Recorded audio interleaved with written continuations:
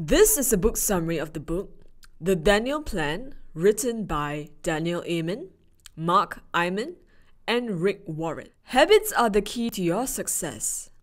Making big and lasting changes in our lives is never easy. Whether it is changes in the way we relate to others, the way we manage our time, the way we treat our bodies. Whenever we want to improve or change something, we usually start out with great enthusiasm. But over time, those feelings fade, and so does our resolve. That is why the key to long-lasting success is to develop habits. New positive habits that replace our self-defeating behavior.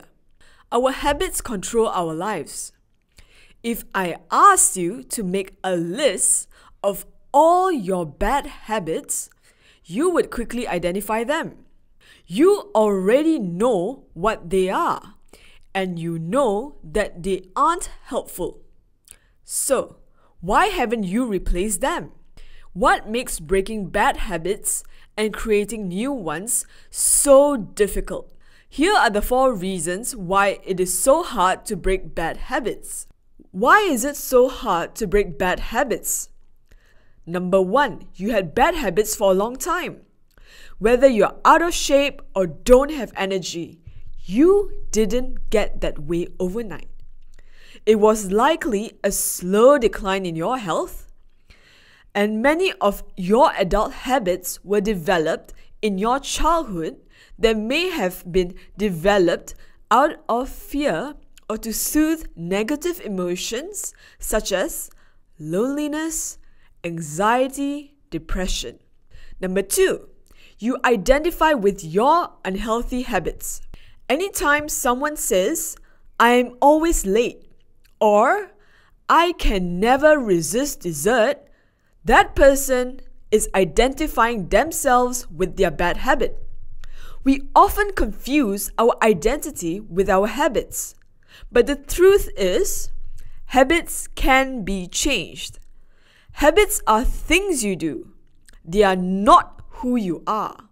Number 3, your unhealthy habits have a payoff. In the long run, they can cause pain. But in the short term, they seem easier and more rewarding. And whatever gets rewarded gets repeated. For example, the conflicting taste of junk food.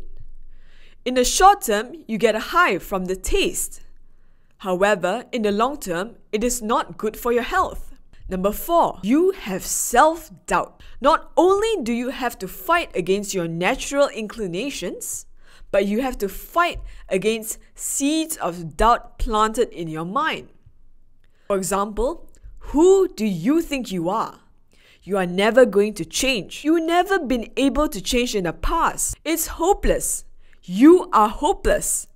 However, there are 4 ways to make lasting change. The first way, build your life on truth. The truth will make you free, but is likely to make you miserable.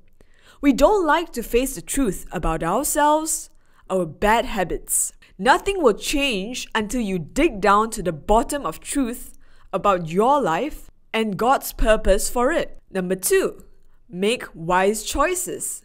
Everyone wants to be healthy, but few people choose to be healthy. It takes more than a desire or a dream to get healthy.